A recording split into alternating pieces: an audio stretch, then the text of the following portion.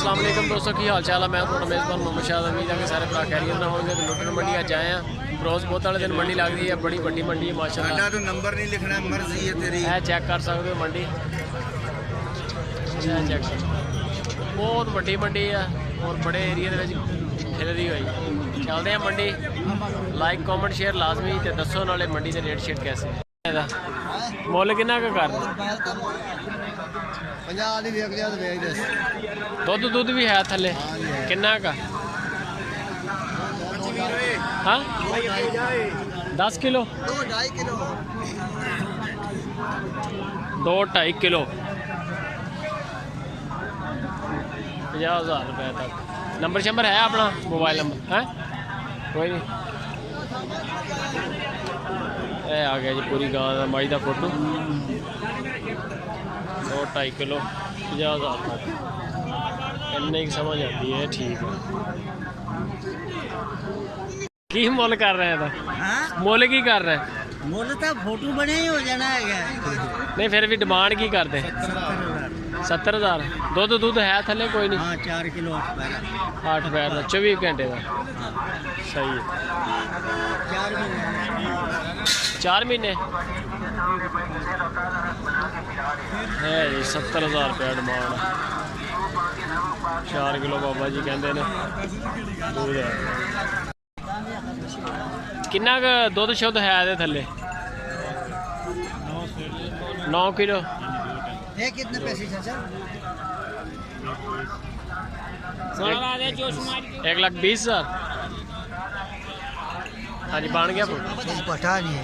पठान है माशाल्लाह माशाल्लाह। पठान भाई खुशी मिल के। हम पंजाबी है। कितना इसी इलाके हासिलपुर पेशावर से है। गाय लेते हैं इधर, भैंस लेता है। गाय लेगा कितने लगेगा वो चलेगा। कितना जानवर खरीदना है?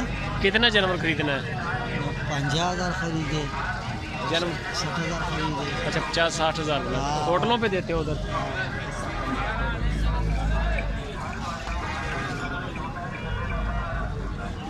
बड़े भाई ने की मोल कर रहे हैं? 85,000। पठान भाई की गल सुनिए जी। 50,000-60,000 रुपये खरीदारी कर रहे हैं।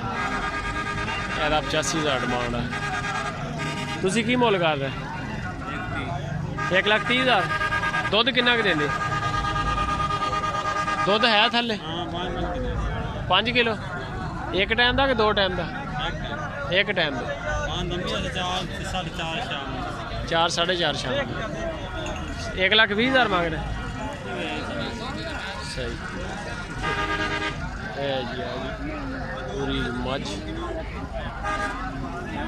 इस तरह का माल होंगे मंडी के लोकल मंडी चेक कर सकते हो। 50-60-70 या 60-70 पठान भाई के कहने के मुताबिक। कल्ले कट्टिया की भरावा बनावांगे। तेरी फोटो बना के मैं की लेना? की मुल है इन्हों का?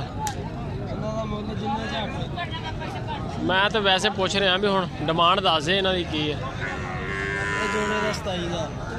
जोड़े का 27,000। व्यापारी है ना? है जी छोटे। उम्र किन्नी का इन्हों की?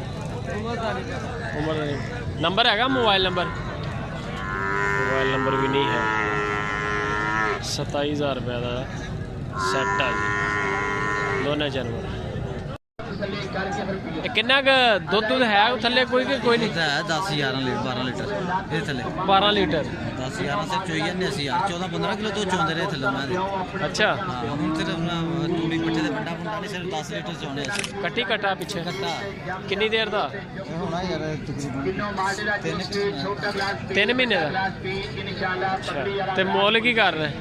मुल की कर रहे? मुल यार 1,20,000 और 10-11 किलो दुध दे रही। 10 किलो पक्का दुध बंडा पाया तो 14-15 किलो चोंदे रहे असि थले। मोबाइल नंबर है ਤੁਹਾਡਾ?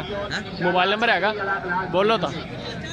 0360 हाँ जी 72 35 476।